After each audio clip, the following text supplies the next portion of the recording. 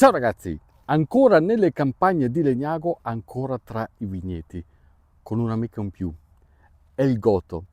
Sì, perché se adesso io tornassi indietro di 50-60 anni, troverei i miei compari che mi aspettano al cantinò.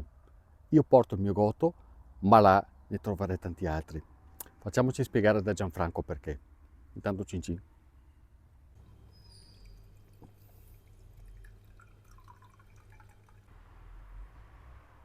Un Goto del bianco, Gianfranco?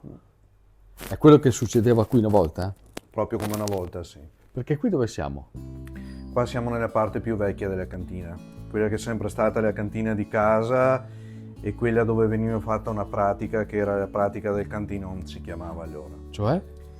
Praticamente gli operai salariati si chiamavano, che lavoravano nei campi, quando avevano finito la loro giornata di lavoro, andando verso casa, si fermavano qua in compagnia, bevevano un bicchiere di vino, giocavano a carte, un po' come le vecchie osterie di una volta. Era la famosa frasca questa. Era la frasca, era la frasca. Qua si fermavano, bevevano un bicchiere di vino, 2, 3, magari Come 2-3? spendevano. Allora il vino era la bevanda principale.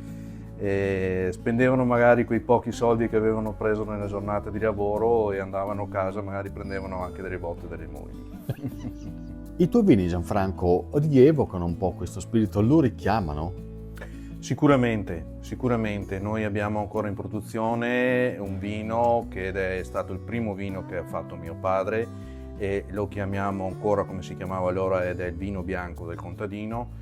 È un bianco frizzante molto semplice e allora si faceva con la rifermentazione in bottiglia e faceva il suo bel deposito nella bottiglia. Attualmente lo facciamo con tutti altri sistemi, il vino è bello limpido ma mantiene sicuramente la grande tradizione che abbiamo e la storia della nostra famiglia.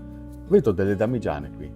Sì, le damigiane sono un po' il simbolo di quello che era una volta il modo di lavorare il vino.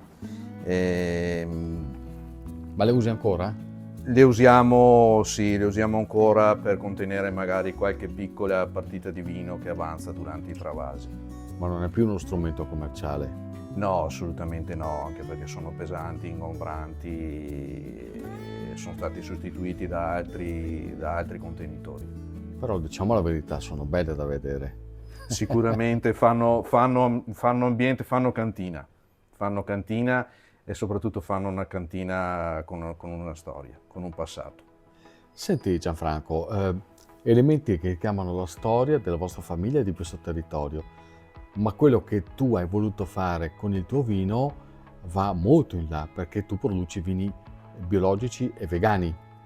Sì, È stato un bel passaggio questo. è stato un bel passaggio però comunque all'insegna sempre della naturalità dei nostri prodotti e della salubrità dei nostri prodotti. Perché questa scelta? La scelta è stata una scelta un po' per distinguersi sicuramente nel mercato e abbiamo visto che comunque produrre vini vegani non comprometteva la qualità e lo stesso vale per i vini biologici e abbiamo deciso quindi di proseguire su questo filone. Ma cambia qualcosa dal punto di vista anche degustativo? Cosa cambia? Soprattutto cambia la struttura del vino. I nostri vini sono belli pieni, comunque corposi, riempiono la bocca e lasciano qualcosa in bocca. Cosa? Vediamo. Mio? Tuo? Ascolta Gianfranco, ma le porterai anche alla festa dei sapori, le carte? Sicuramente, Eh, se ci sarà un momento per poter giocare, ben volentieri, è sempre piacevole stare in compagnia e riportiamo... bere un bicchiere di vino buono. È il Gotto? No, il È il bicchiere, è il gotto, Gotto. giusto, il gotto. Riportiamo l'osteria in piazza? Riportiamo l'osteria in piazza, riportiamo le belle tradizioni di una volta. Allora, ricordate, Festa dei Sapori, Piazza Garibaldi Legnago dal 9 al 12 novembre. Appuntamento con Gianfranco, con le carte e vedremo Cicciapa. Organizzazione a cura di Proloco, Associazione Vivi Legnago, col patrocinio del comune di Legnago, e vi aspetto lì. A che c'è pomì qua, eh? E viva gli agricoltori anche. Certo, e intanto porto a casa.